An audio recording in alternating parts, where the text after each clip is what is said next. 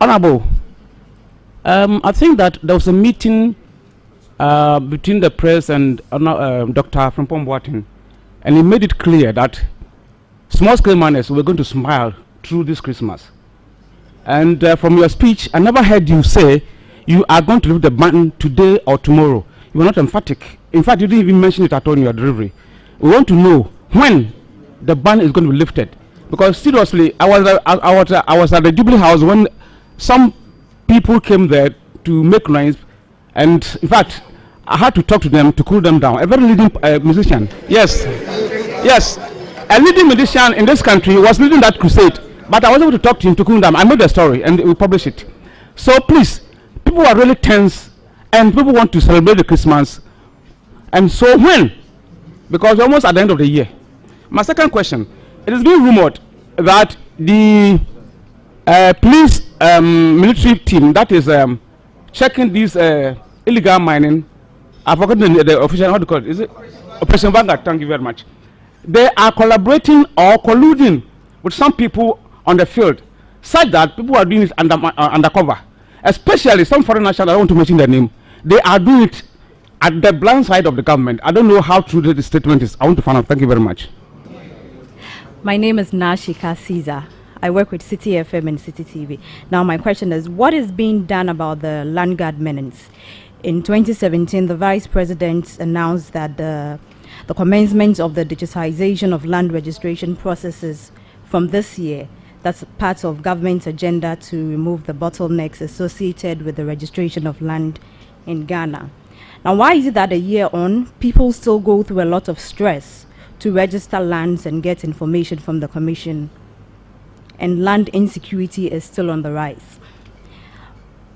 My second question is that in 2017, a regulation on timber resources legalizing regulation was passed.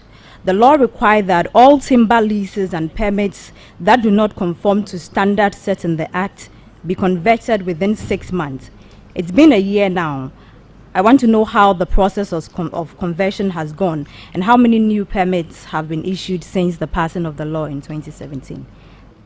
Good afternoon. My name is Salom Amenya. I work with TV3. We are told that some $7 billion of gold was unaccounted for. So I want to ask, as government is trying to sanitize the small-scale sector, what is government doing to ensure that the big multinational companies do not take away our gold as they do? Thank you. Hello, good afternoon. My name is Abubakar from Nigeria Online. As a Lands and Resource Minister, what specific action is he taking about the report at Weja and the looming landslide? That's the first question. And secondly, I want to know how he would rate the fight on Galamsey, especially with reports that it's ongoing in areas like Manson Kwanta in the Ashanti region. Thank you. I am Sandra Ofusudawonu, GNTV. I have a three-pronged question. The first one is, you mentioned that the Chinese government has approved a proposal for the construction of a bamboo and rattan processing and demonstration center.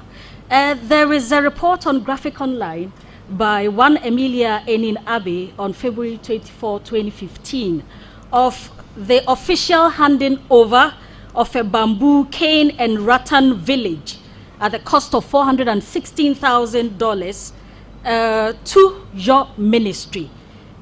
would you tell us if this is a different initiative you want to come up with, which is different from the bamboo cane and rattan village? We want to find out if it's the same thing or different. Okay, so my second question, what is your ministry committing to ensure that bauxite is not mined in areas such as the Etiwa Range Forest?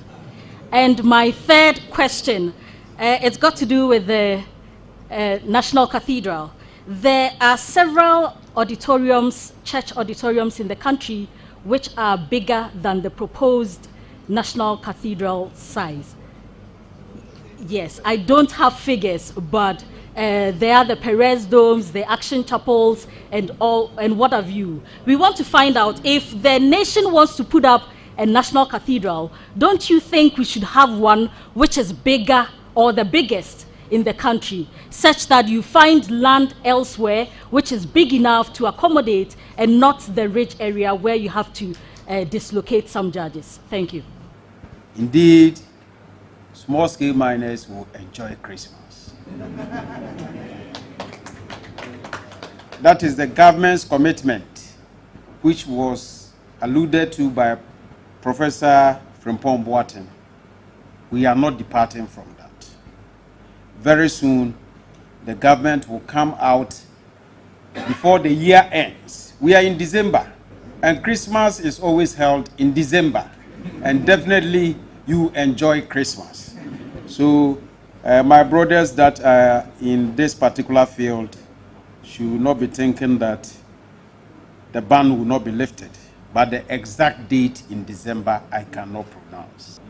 And the ban is to be lifted on small-scale mining, not on galamsey. The ban is to be lifted on small-scale mining. The distinction is very clear. Not on small-scale mining. Not on galamsey. Galamsey is already outlawed. The laws of the country do not permit us to do galamsey. But small-scale mining, after you've gone through all the processes and have secured your documents from the Minerals Commission, it comes to the ministry, and the ministry approves the license and signs your lease for you. So it will be lifted. 2, the issue about land guard or land guards. The new lands bill has catered for that, and in fact has made this land guard business of my brothers as a criminal act.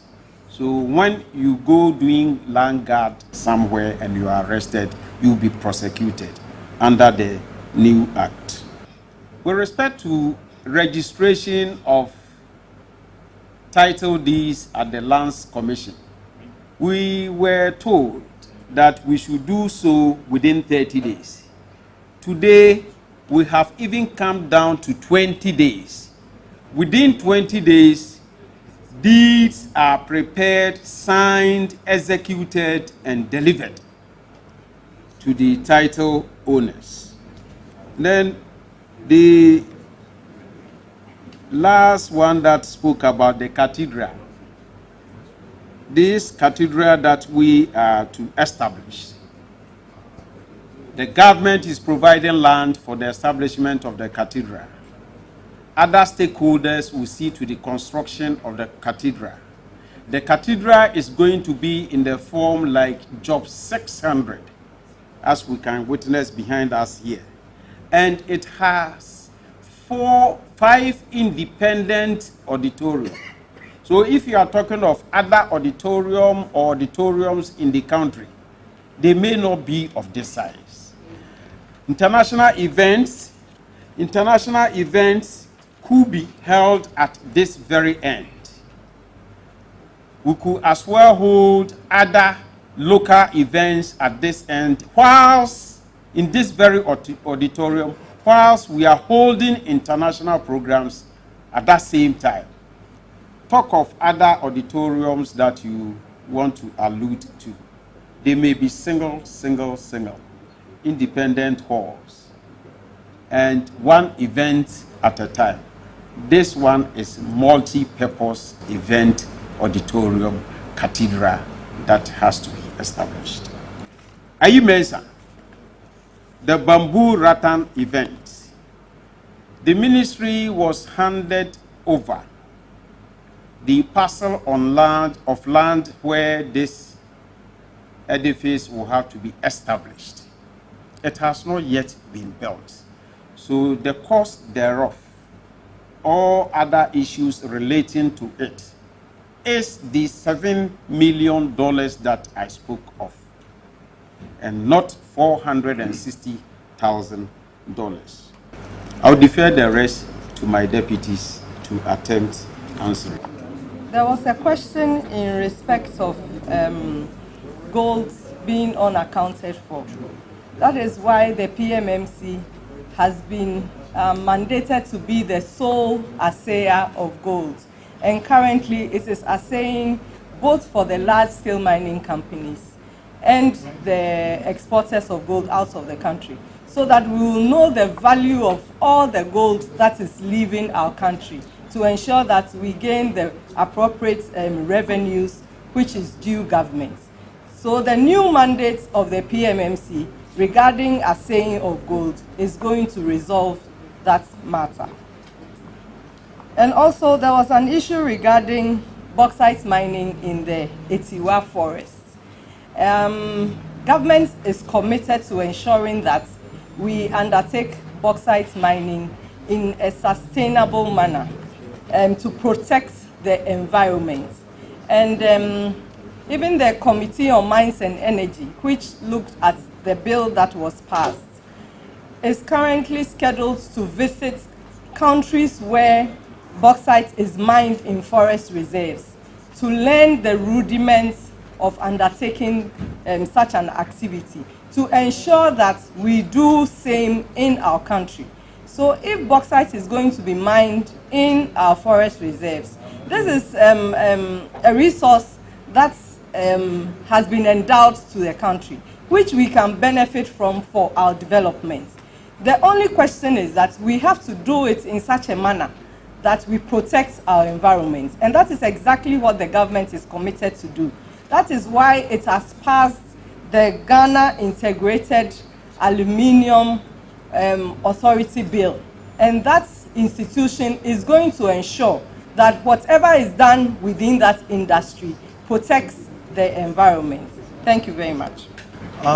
One of the questioners asked a question regarding the Timber Resource Management Legality License Act.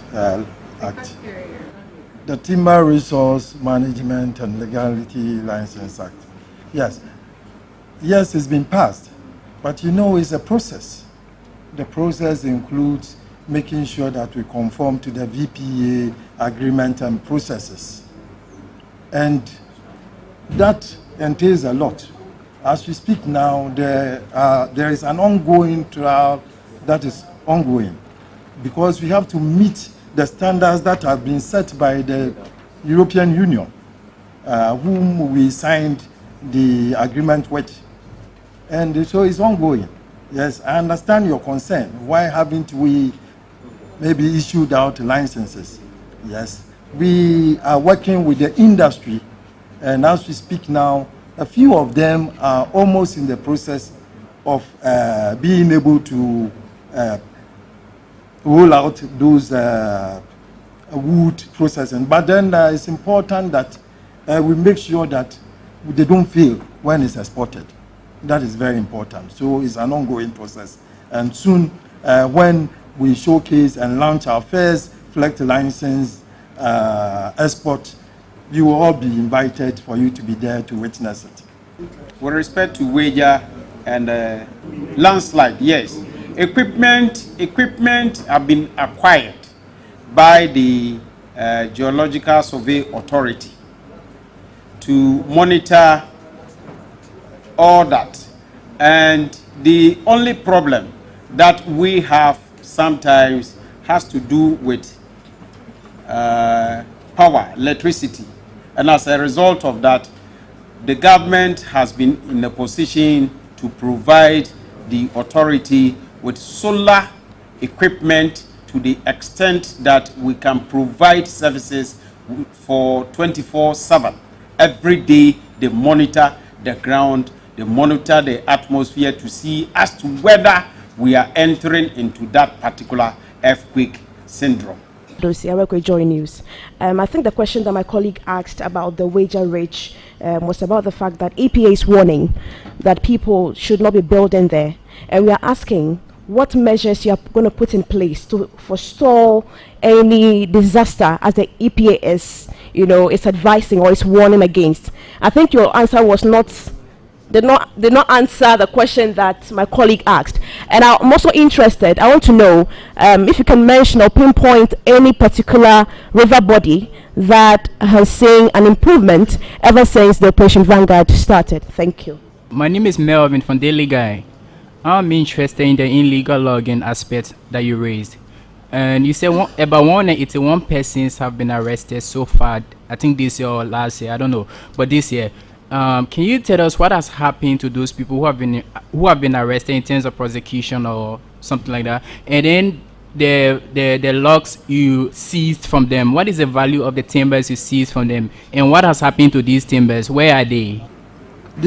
Concerning the illegal logging and its menace, I can assure you that those who have been arrested have been prosecuted, successfully prosecuted. Some have received hefty fines, and others have been imprisoned, and they are serving custodial sentences. And so we are determined to ensure that those who are arrested would certainly go through the laws and then ensure that they get the confiscation that we require. Some have had their chainsaw machines and others seized by the courts, and the courts have also asked that we should destroy some.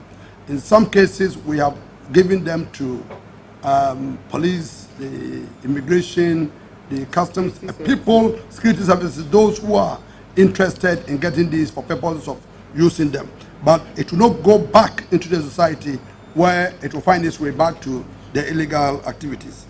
In terms of the logs that were confiscated quite recently, you saw that we had over 20 articulated tracks of these logs that have been confiscated in the Western region.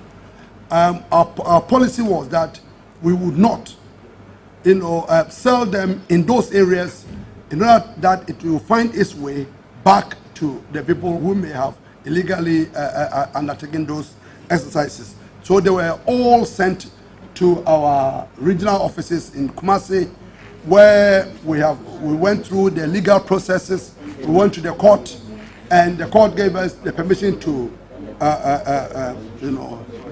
sell these through auction. And so some have been sold through auction, but particularly of interest to me is that the GNPC chief executive wrote to the Forestry Commission to say that they have built several schools, and as part of their social responsibility, they would want to have some of these logs for purposes of making chairs and tables. They have submitted an application, and we are going to sell these things to them. But short of that, the rest are going to go to the public at large, and that's what we are doing. Not one had found its way elsewhere. We are going through the motions, we went through the court processes, and we are going to auction them. But let me warn other people that those who are hell-bent on continuously bringing these illegal logs to Accra or elsewhere, they can run, but they cannot hide. We will go after them, and wherever we find them, these are going to be confiscated, and then the vehicles are going to be heavily fined. And in other cases, I have instructed that we should keep the cars for months on end, so that those whose vehicles that we went to, rent, would then feel the pinch, and then you would also have to pay hefty fines. I'm speaking with my minister to even give us the permission even to auction those vehicles when they're impounded. So we want to have very strict and stringent laws to govern that. Otherwise, if we are not careful, all of us, in very few months or years to come, this country will become a desert, and that we will not be the beneficiaries thereof, as we see. If you go to Western region, for instance, we have cocoa farms abound. It is because of the forest cover that we have and the rainfall pattern, which is good. If we allow people to illegally fell these trees, we are not going to have the rainfall pattern that we have been enjoying. And so you should all help us to ensure that the Forestry Commission undertakes its work diligently, and that you should help us to arrest these miscreants. We are determined to get to them, and that is what we intend to do. We thank you very much. You asked about the water bodies, whether they are clear or not. In Korongo, for instance, you can even drink it. And then Ofin River as well, and Cobra, I just recently went to Hafasini and all that, except, of course, Chebi area, which is a BRIM. So the Achems should also help us to make it. And then, and few of PRA, but the rest are doing well. So we can assure you that we have evidence on the video here. Thank you very much. Yes, Operation Vanguard is still in the system, and the new reforms that we are putting in place, as we told you in the write-up, that we have trained 220 mine guards. About 400 are yet to be trained in January, and they will partner whichever security agency or agencies that will put on the ground to monitor this. And in line with that, the Minerals Commission will partner the local authorities, including the security at the local level. We have the fire service, we have the police, and we have other para-statal agencies that will assist us in monitoring the ground. At the same time, our brothers that will be benefiting from the licenses that will be granted, they will also be their brother's own keeper, to the extent that if I have concession A and I'm doing responsible mining, and you are not clothed with capacity to mine because first you have no license, or where you have license and you are doing the mining without any without showing any responsibility, then I can report you. So that is the way we are going to go. But to this, I'm not saying that Operation Vanguard is going to be withdrawn. Don't quote me wrong. With respect to EPA, that my dear sister spoke of, that EPA is advising prospective developers not to develop at the Weija area. Indeed, that is not the responsibility of our ministry. It is the responsibility of the local government authority or local government ministry and its agencies, the municipalities, the metropolitans, and the district assemblies, and NADMO to see to this. In effect, I'm alluding to the fact that it is the work of local government ministry and Ministry of Interior. Albeit, we know that when one constructs a project on the ground without a license, it is an illegal structure that has to be demolished. And notice to that effect will have to be given by the local authority, be it the district assembly or the metropolitan assembly or municipal assembly. It doesn't come to lands and forestry at all. We do not issue permits for construction of structures. We only monitor the ground through our outfit, Geological Survey Authority, to inform us or to tell the general public that this and that day is not safe. This very area is not good, because we have monitored from our system and have seen that there will be earth tremor or the earthquake will be in place, and for that matter, this very area is not good for structures to be put up for purposes of residence.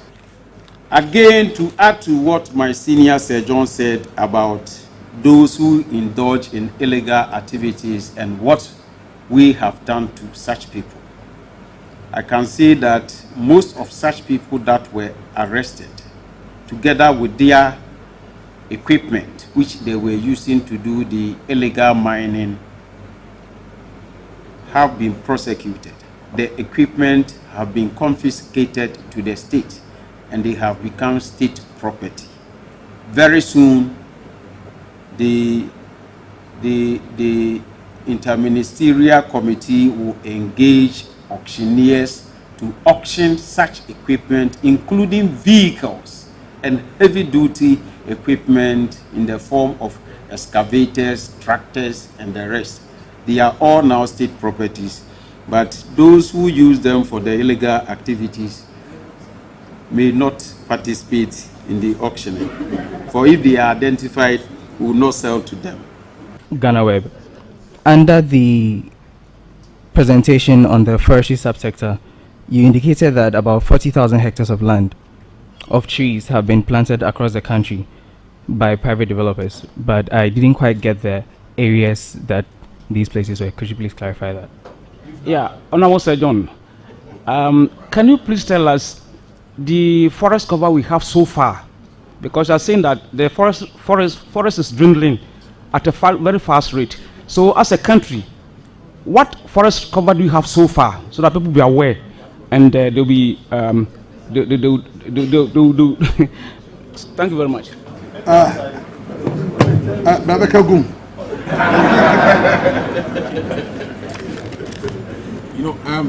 Good afternoon. I think what we have is about 1.6 million hectares of forest estates. That's the forest reserve, because the forest reserve has been delineated. It's a permanent area. So the area that is covered as forest reserve is about 1.6 million hectares.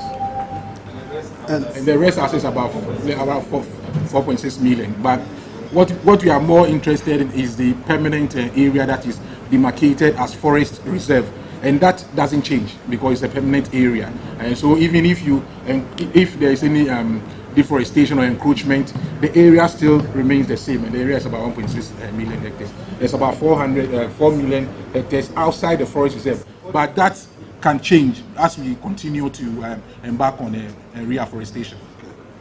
Yeah, and concerning the private plantation, it's all over the country, and so they are not limited to one particular area. So we have them all over. But quickly, let me take this opportunity to add that because we had employed about 60,000, young men and women for purposes of planting in the degraded areas, they have been doing a very good job, and I must commend them for wonderful job that is being done. With the support of my minister and the deputy ministers and my management, I think that we want to assure them that the allowances that are due them certainly would be paid, because the laborer is worthy of his hire. And so having done the job, we are doing all that we can to ensure that the allowances are paid before Christmas. But I also thank the Minister of Finance and the Chief of Staff.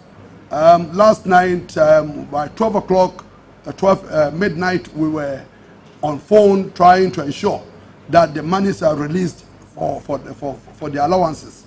And as I speak, I can assure you all and to the country at large that we have money allocated for purposes of paying them their the allowances that I due them.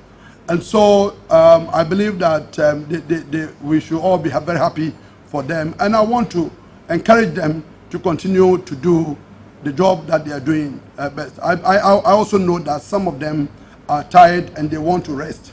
To those people, we will thank them and then maybe offload them and then let them go. But majority of them who are doing that wonderful work, we will continue to work with them. So the monies are available. But in 2 weeks' time, maybe they will be laughing all the way to the bank, and that they should be happy. So I thank you very much for that. Convey the message to them. The fight against illegal mining, I believe that we have chalked a lot of successes. From the beginning of the ban, we have taken activities to train the persons engaged in illegal mining. We have also started alternative livelihood programs, and we are looking at introducing community mining for the illegal miners that we have trained in the various areas.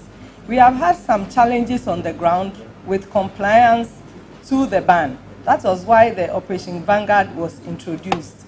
And we all know that with a human institution, definitely there will be some challenges. We have had several reports of collusion between some of the Operation Vanguard officials with the locals on the ground. These are allegations because the reports that are received at the Ministry of Defense also tells a different story.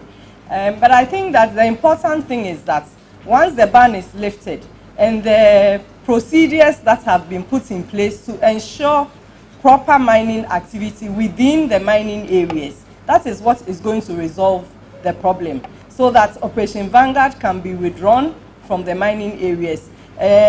Those who are undertaking mining activities, that's the small-scale miners, we have put in place tracking systems and all that. We ensure that they are complying with the procedures. Then we can have mining being done peacefully in the mining communities, and the government to generate the revenue due to the country. So I think that we have chalked a lot of successes. And when the ban is lifted and we monitor the activities of small-scale miners on the ground to ensure compliance, then we have a sanitized system in place, which is most important. Thank you. We are grateful to the Ministry of Lands and Natural Resources. We are grateful to the entire team, to our friends from the media, and I'm pretty optimistic that our concerns were objectively addressed through the extensive presentation and also through the questions and then answers time. This is our Ghana, your Ghana, my Ghana, and it's our duty to raise all the important issues to make sure that we protect our natural resources, our lands, and everything that makes us peculiar as a country. We are grateful for your time, and thank you for coming, and see you on another day. Thank you.